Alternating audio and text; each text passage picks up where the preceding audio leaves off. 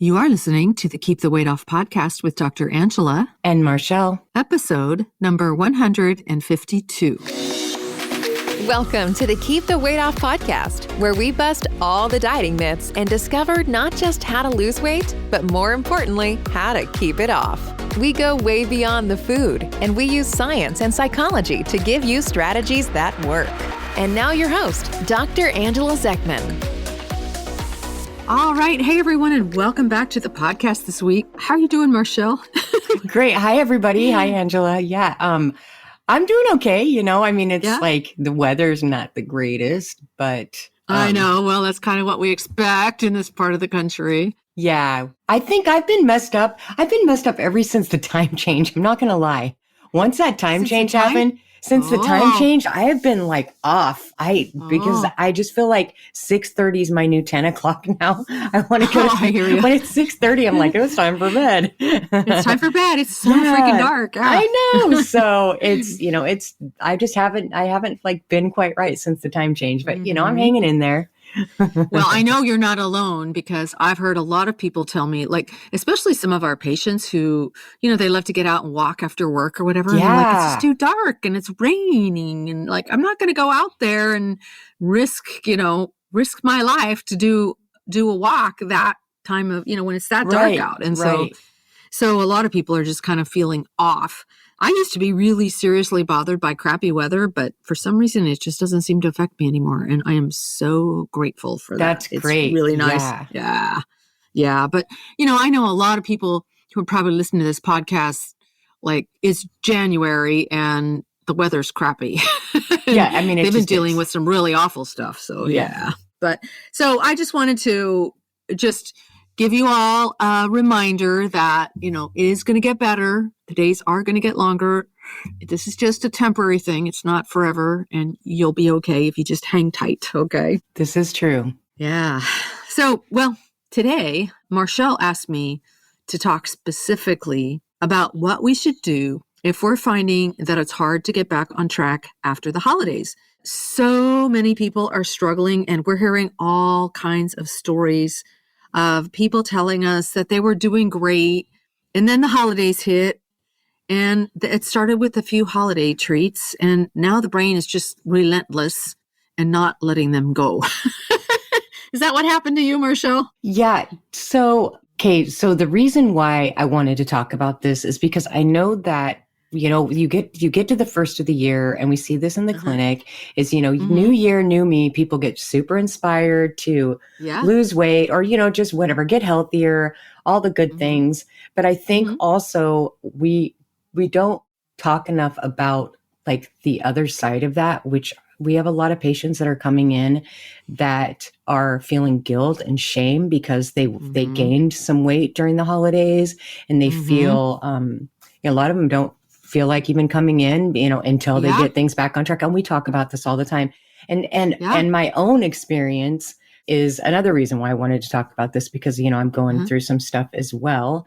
And I'm just winging this, and I don't want to be all over the place, but I know that I get nervous, when I'm talking on the podcast, and sometimes I feel like I don't make sense, but so I'll just give you my example of what's going on with me. And I don't know, if other people can relate to this, but I, of course, and you and I have talked about this time and time again, and that's okay. It's okay that we've talked about it time and time again.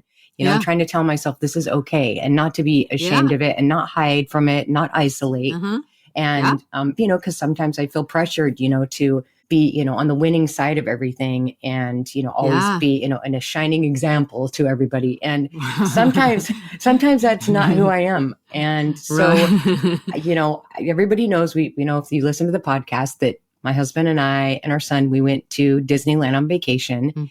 And when was that? That was like, so that was middle like of December, right? Yeah, middle of December. Yep. Yeah. And, okay. Yeah. And I also just wanted to remind anybody that's listening that, so it took me 3 years to get my weight off. And right now I'm in the maintenance part of that, to keep the weight off part, which is great for the podcast because that's what we talk about, is the keeping the weight off. So that's where I'm at. I've gotten my weight off, and I got to this really great place where I felt super confident, and I felt, like I had it all together and I had this really great plan. And I always do this when I go on vacation is I allow myself to just splurge and be in the moment of where I'm at, because I know that I'm going to do that because I learn, you live and learn, right? So Right. I gave myself permission. And of course, we go on vacation and I get off track a little bit, and I had every intention of getting back on track, right when I got back. But once I just realized, like, once I turn this monster back on, it's like a free for all. My brain gets so off kilter, and there's so much chatter in my brain. There isn't a medication. And believe me, I've taken all the medications. There isn't a medication that cures your love for chocolate or your cravings for chocolate. You can override any kind of medication if you give in to this chatter that's in your brain. And that's what happened to me. And so ever since, the middle of December, I have crept up. Like, I think I'm up literally like 7 to 10 pounds, which is scary for me because it happened, it comes on so fast and it's super hard to get off. Really fast. Yeah. And so so this is what's great about empowered weight loss is instead of, beating myself up and isolating, which is what I used to do, is I started to think of the tools that I've learned in empowered weight loss and from talking to you. And I'm like, okay, so I just need to keep reapplying. Like, I don't care if I have to do this over and over and over again. I'm never going to give up. I always learn something when I have these struggles or these relapses, or these flare-ups, whatever you want to call it. So those are all good words. Yeah, right. I'm trying. So what I did first is I thought, okay, so this is the time that I need to write this stuff down. Like, I need to reflect. And so I need to dig a little bit deeper inside and find out like what's going on. So I did that. And I started to realize that my emotional connection to food has a whole lot to do with my self-esteem and my worthiness, how I feel worthy. And I feel like when I give myself permission to indulge in things that are not good for me, I feel like it has to do with self-esteem. I know it sounds crazy, but I feel like when I let myself go to the level of, like filling my body, my temple, and filling it with crap just to, get that dopamine hit or whatever that I'm doing it for, I feel like it has to do with my self-esteem. It has to do with me feeling worthy of health and worthy of nutrition and worthy of saying no to that stuff. So I think that that was one of the tools, that I applied, is to, start journaling and write stuff down and reflect. And then the next thing that I've done is to talk about it, to find somebody to talk to about it, which I do that a lot at work. I talk to the patients a lot, and I share with them and they share with me. And so, I get a whole lot of reciprocation, at work. Right. And so I did that. And that was another thing, that I've learned. And then I realized, to not beat myself up. Like, I'm saying those things that you've taught me to say that, I'm capable of getting back, on track, and I'm capable of loving myself, and I'm capable of doing this again, and I'm capable of learning more. And right now I'm just a person that's learning more about myself.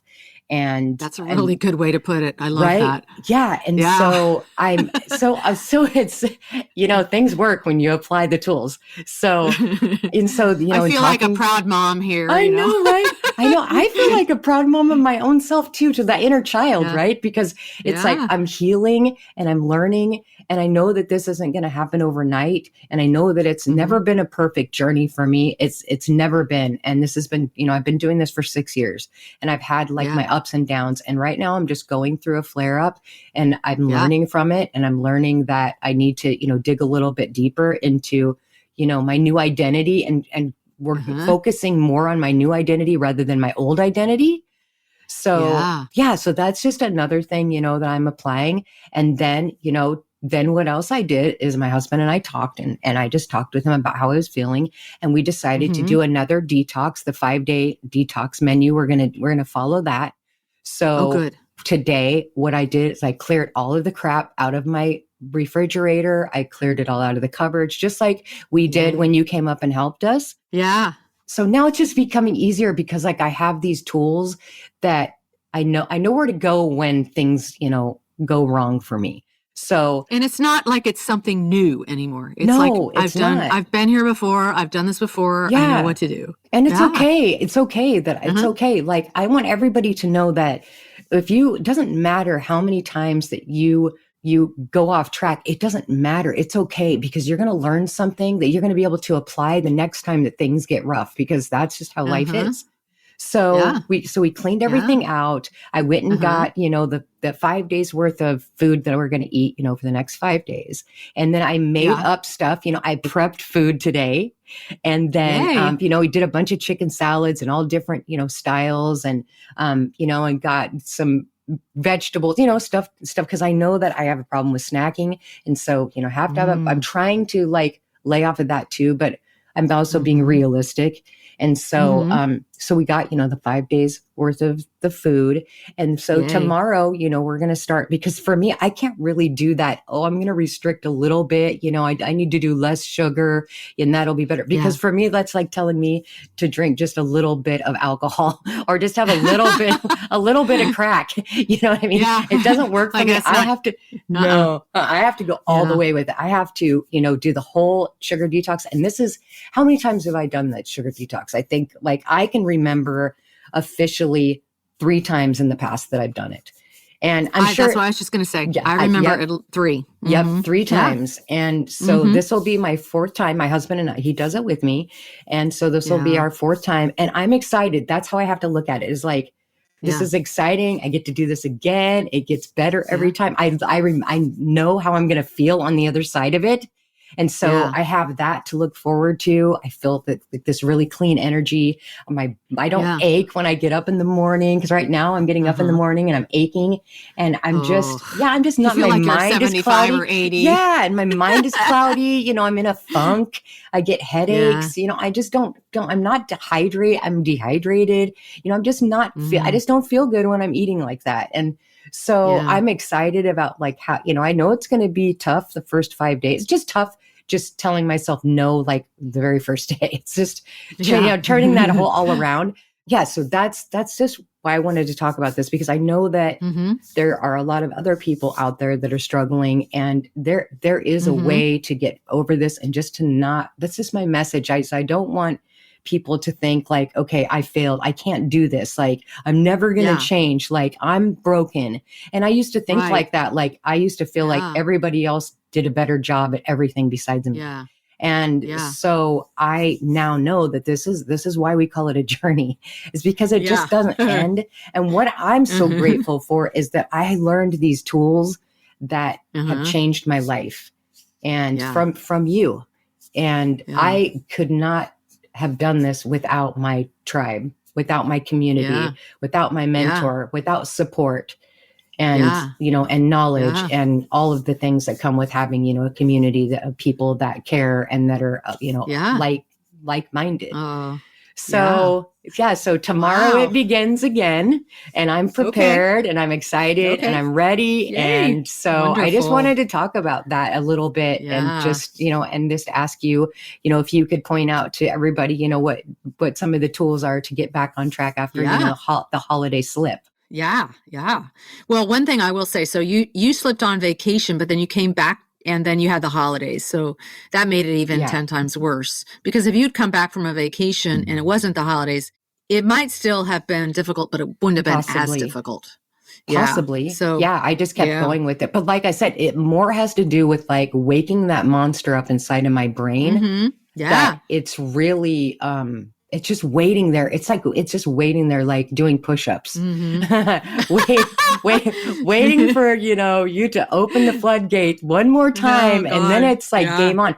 So I just have to be really careful, because it doesn't go away. I'm not cured. No. I'm grateful every day that I live a better and healthier life. I'm just so grateful for that. And so, so I just wanted to share that with everybody. And I thought you and I could talk about it a little bit more.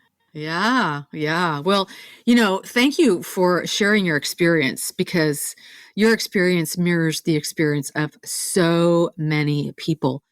when we have sensitive brains like this, like there's no such thing as moderation, like this whole idea, well, I'll just have a little bit. I'll just have a couple of bites of a cookie and it'll be fine. Like it doesn't work that way when you're trying to get off crap food. Nope, it doesn't. When you have a brain like that, it will work that way for some people who don't have really super sensitive brains. But you remember that talk that we had with Ashley Gearheart? And she told us, Dr. Ashley Gearheart, and she told us how 14% of people have actual addiction to processed foods. And then there's a whole bunch of other people who don't meet the criteria for addiction, but their brain is still super sensitive. And then I asked her, like, what makes people's brains so sensitive? And she said, well, it can be a family history of drug or alcohol addiction.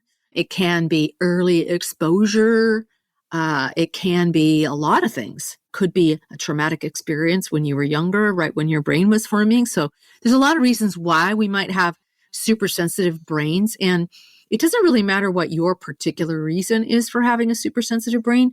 What matters is, and I'm talking to the audience now, not just to you in particular, Marchelle, but what matters is that you recognize that, oh, this is the way my brain responds to these foods. And so I always say, you want to really get to know your own brain. And I'm somebody who, I'm super sensitive too. And I have to be really, really, really careful. And every year on my birthday, I'm like, okay, am I going to have a piece of cake or not? What am I willing to tolerate in terms of cravings? And I have to make sure that the cake, any leftover cake, goes down in the disposal if I decide to have some, because it's just a dilemma every time, because I know what my brain's going to do. And so what happens for people, and we're seeing this really, really all the time in the clinic. People think that they've got a willpower issue. They're like, okay, I know this stuff is toxic and I shouldn't eat it. Why can't I just follow my plan? And like you said, I feel broken, right? That's a really good way to describe that, is like something is wrong with me. I'm broken. And I just want you to recognize that you're actually not broken. You're just dealing with an addictive drug. And it happens to be a socially acceptable addictive drug. It happens to be marketed everywhere. So you want to just expect that there are going to be challenges in this journey to you becoming a healthy, vibrant person, right? Yeah. And I mean, and I've seen it like with my own eyes. I've seen that some people can just restrict and they do really super well. And I've seen, others that are like me. I have a very sensitive brain. Like I can check off all the things, like history of alcoholism in the family, history of trauma, history, all that history. I have all that. And I have come to learn the hard way that I personally have a really sensitive brain, but not every plan works for every single person. Everybody is an individual. And like she said, you just have to know your own brain, which may take a little while to learn. I mean, you just have to pay attention. And, for me, it took me a while to realize that you were the one that told me it, because because I kept coming back like, what is wrong with me? And I just not broken. Yeah. So thank you for that. Yeah. Nothing's wrong with you. Yeah. Absolutely nothing's wrong with you. Or anybody else. Normal brain. Yeah. Or anybody else that is going through this. Yeah. Well, the other thing is, you want to just expect that this is going to be a journey with a lot of challenges, and expect that as you move forward in your journey and you deal with slips like this, more and more slips, you're going to have more slips, right? Right. More and more holidays, more and more birthdays, more and more vacations. You're just going to get better and better and better at it every time at managing what happens. It's true. And I think that the biggest lesson that we can all learn from this is really like, how quickly can we get back on track? And what you're going to discover is that the more you practice I call them the getting back on track skills. I just made that up. The better you're going to be at getting it done quickly and minimizing the damage. Does that make sense? It does. But I'd like to point out, like, how you learn these skills is you have to get plugged in with a mentor. You have to get plugged in with a community. It's not going to just happen, like out of thin air. You really have to get with somebody who can help you, a doctor, like I said, a community of people that are for the same goal. Because when I isolated, I was alone. I couldn't, there was nothing I could learn and there was nothing I could do. I was just stuck in this like never ending vicious, cycle of of carb addiction and sugar addiction Yeah. and not knowing Yeah. what was wrong with me. So, and until like I got with a mentor or got with the community that could help, like I've learned so much. So it's not going to just come out of the blue that that things are going to get better. Like you have got to get into a community that can help you so that you can not only get the weight off, but to keep the weight off. Yeah.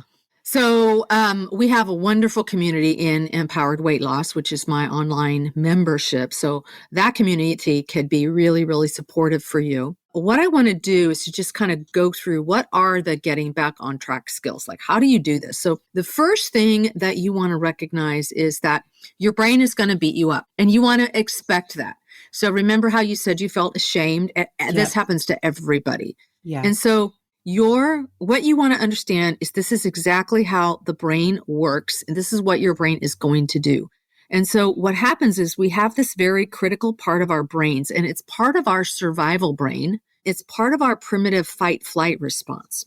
And it's actually what's kept us alive for hundreds of thousands of years, either fighting the beast or running away from the beast that is chasing us. The issue is that now there's no obvious thing out there that we can fight against or run from. So we end up turning this in on ourselves. Okay. So when we turn it in on ourselves, we do two things. And the first thing is what you talked about is we start beating ourselves up with thoughts of shame and ruminations of shameful thoughts. So expect that to happen when you start to slip up. We just naturally become our own enemies. And that's just a part of the way the brain works. So recognize that this is naturally going to happen and become aware of that. And then the other thing you want to recognize is that flight piece is going to come into play. And what that means is you're going to isolate.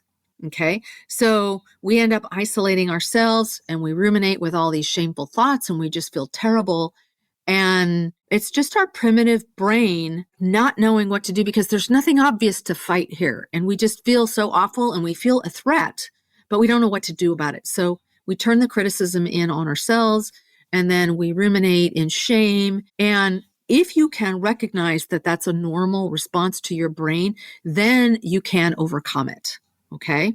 Does that make sense, Marchelle? Yeah, definitely. I mean, it's to be expected. It does happen. Yeah. I think, recognizing that, just like you said, is, just like, shut up, brain, that's adorable, but shut up.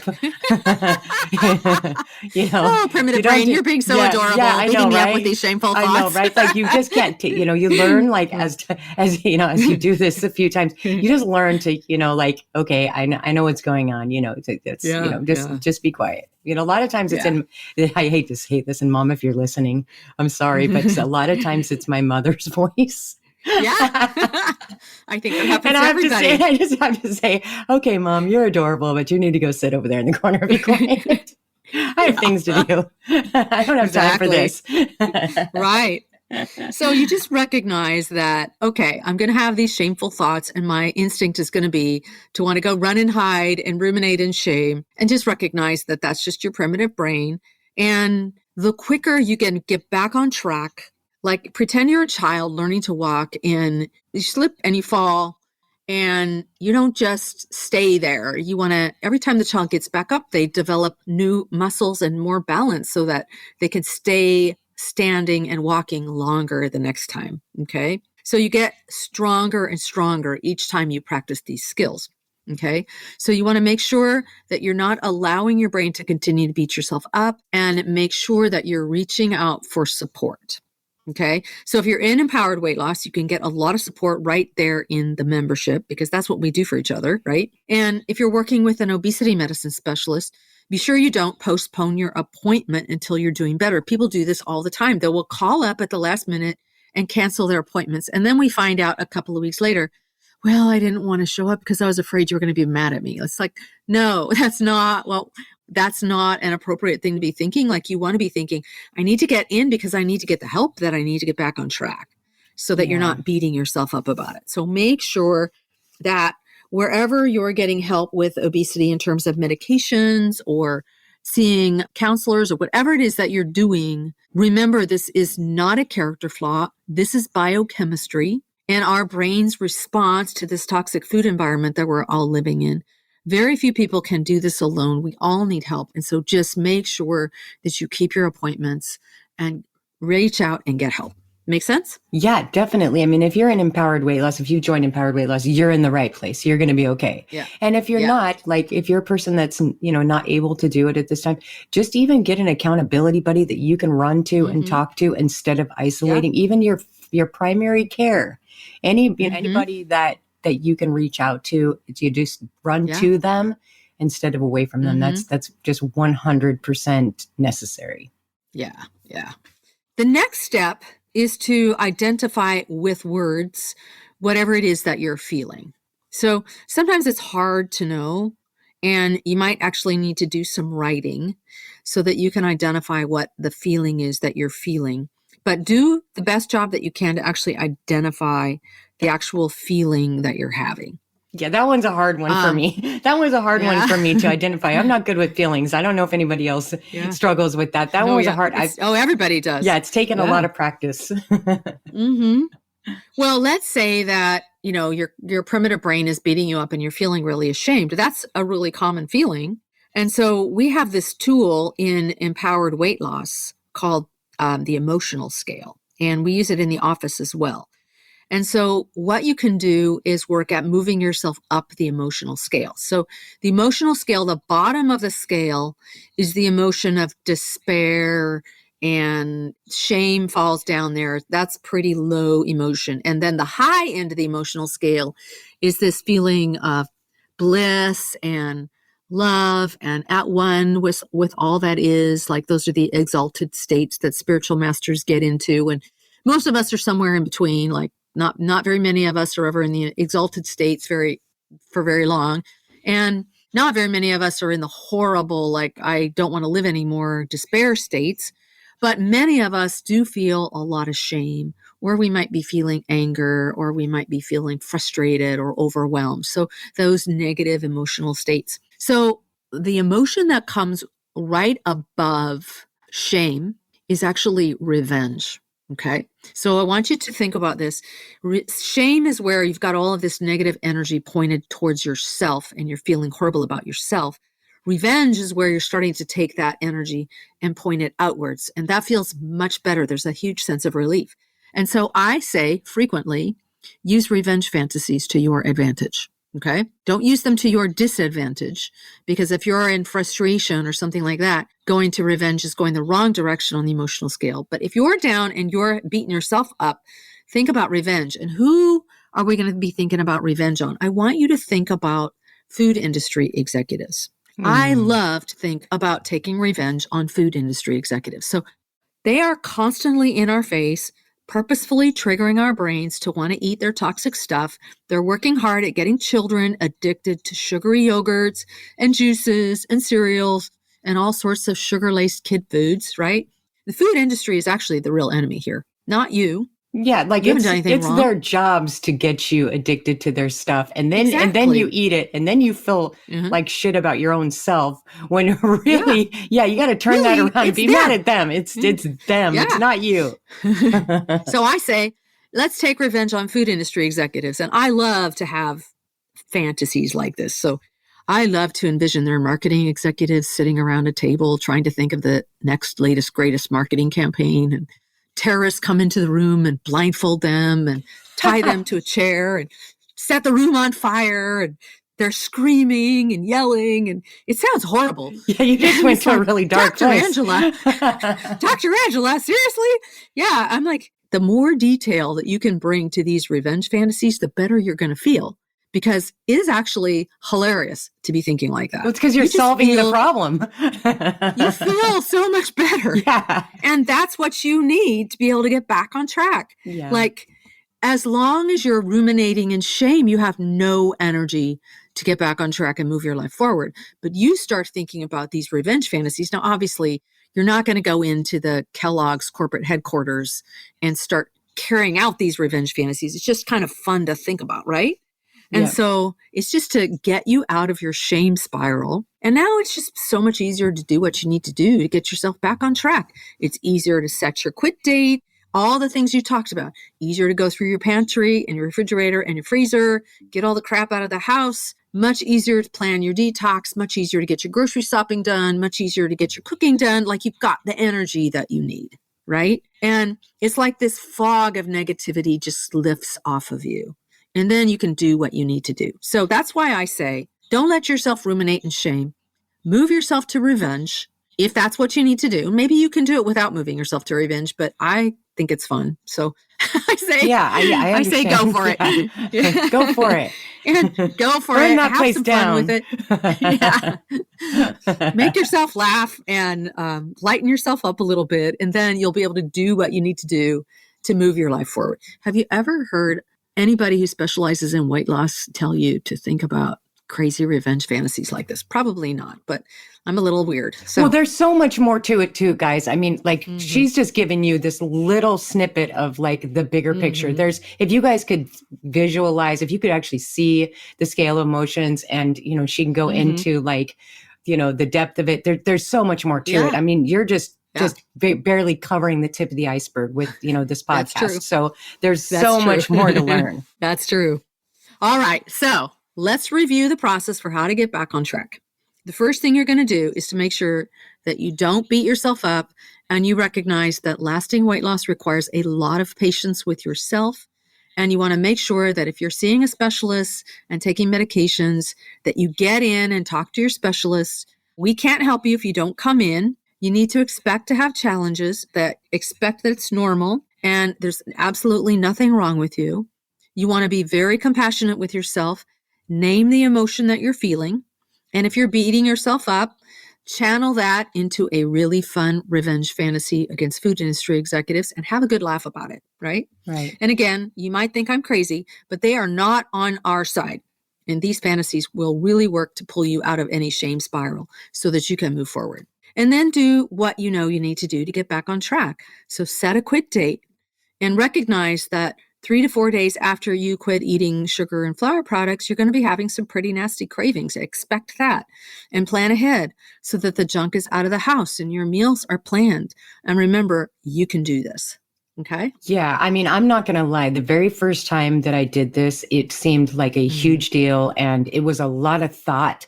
You know, there was a huge thought process. Everything felt like, you know, like it was overwhelming at first, you know, but like you had taught me about the bridging thoughts, you know, that give me some bridging thoughts because I love when you say these because they make me feel so much better about doing this, but like that you're capable of, you give me some because I'm drawing a blank right now. So learning how to manage this disease is entirely possible for me. Okay. Yeah. I am figuring this out and I can figure this out and I'm getting better all the time. Yeah. These are great thoughts that will really help move you forward. Yep. And it does get easier. I promise it gets easier. This time around, it's easier for me. I know what to do. You know, I've used these tools before. So if you're just doing this for the first time, it's going to seem a little overwhelming. And, you know, then I promise it gets easier. So just give yourself a break and just listen to the podcast and follow what we say. And hopefully, you know, things will be better. So remember that we can always help you in the membership. It's called Empowered Weight Loss. We're here for you. We have a wonderful community of support. We have weekly Zoom calls, all sorts of advanced training for you. We're here to give you the support that you need. Just go to journeybeyondweightloss.com/yes to sign up. Okay, take care, everyone, and we will see you next week. Bye now. All right. Goodbye, everybody. Hey, if you really want to lose weight and keep it off for good, your next step is to sign up for Dr. Angela's free weight loss course, where you're going to learn everything you need to get started on your weight loss journey the right way. Just head over to journeybeyondweightloss.com/free course to sign up. Also, it would be awesome if you could take a few moments and write a review on iTunes. Thanks, and we'll see you in Journey Beyond Weight Loss.